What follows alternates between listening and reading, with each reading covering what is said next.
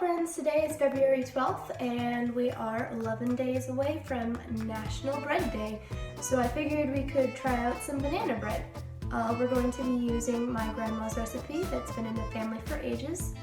In the recipe it calls for pecans, but I don't like nuts in my bread, so we're going to skip that. As always, recipe in the description and credit where it goes. Before you start any recipe, you always want to make sure that your area is clean and that you have all of your ingredients and all of them out. You have your extra bowls and your utensils. Alright, for this recipe we're going to start the oven at 325.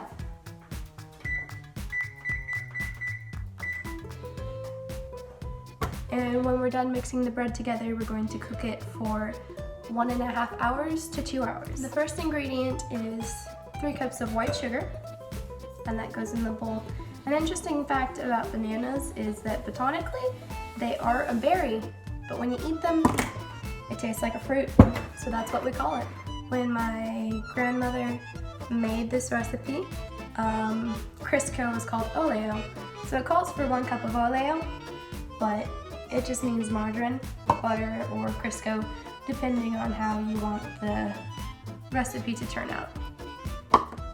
After you've got that in there, the next thing to put in there will be 2 teaspoons of vanilla. I don't actually have any on hand, so we're going to be using almond extract, which works just as well and sometimes tastes better. I don't really do measurements for that sort of thing. It's just a teaspoon though, so it doesn't really matter. The only place in America that grows bananas is Hawaii. So just a little fun fact that when you get American grown bananas, they're Hawaiian. The next thing that we need to put in is going to be a 1/4 teaspoon of salt. This is my salt shaker. His name is Humbert, and he is my other dinosaur salt shaker's replacement because Hubert died, so. Anyways, 1/4 teaspoon of salt, which that was just about a pinch. At this point, you're welcome to add a cup of chopped pecans or walnuts or whatever nut you may want to put in there. I don't like nuts in my food, so I'm not going to do that. Once you've got that all in a bowl, the next thing you're going to add is 3.5 cups of flour to make it bread. Bread is actually one of the oldest artificial foods known to man. So besides any sort of raw vegetables, this is one of the first recipes that mankind has, which is really cool, honestly.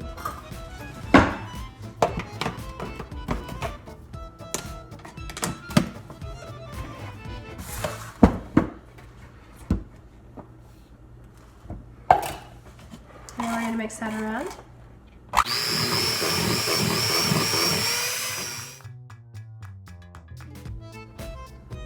After that, you're going to want to mix in 2 teaspoons of baking soda.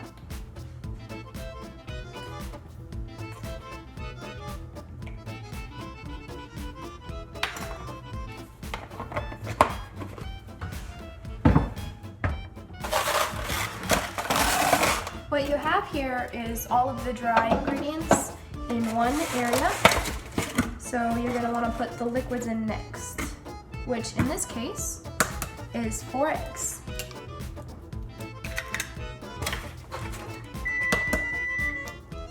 And that means that my oven is ready. One day you might find yourself in the situation where a man, maybe Caucasian, maybe not, is holding a gun to your head, and in order for you to live, you have to identify which banana is real, and he gives you identical fruits. In this case, the way to tell whether which one's real or which one's fake is by putting it in water, because real bananas float, and so do watermelons and apples. So yeah, if you're ever in danger for that, there you go.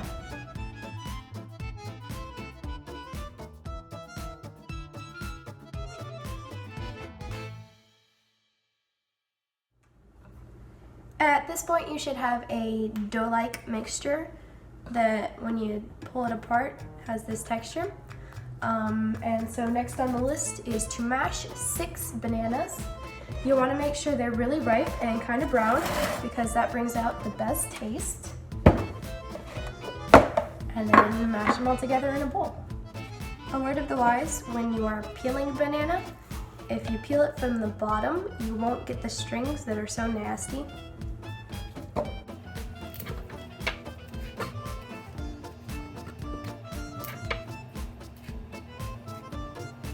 You see how easy that was compared to this?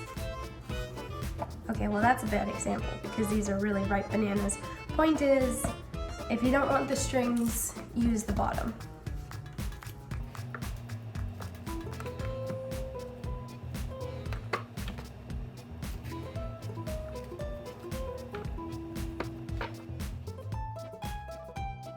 I actually underestimated the amount of dough that this would make, so I'm going to be moving it to a different container.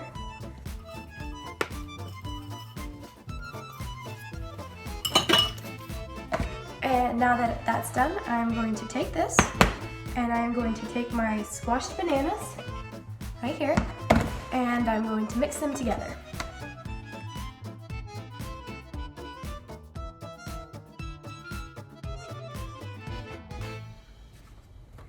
Now that you've mixed that all together, you should have a mixture with about this texture, kind of liquidy and not at all what you would expect from bread. The next step is to spray and flour these baking pans. And then we will put this into there and then these into there.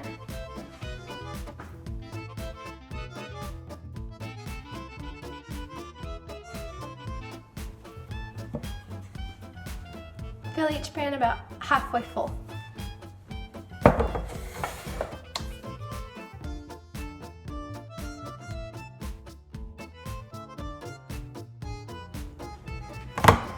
I now have 3 containers that are half full with banana dough, and the next step is to put it in the oven. The recipe says to cook it for 2 hours, so you want to put them in for 1 hour. And then when that's over, you turn them around and put them in for the last hour.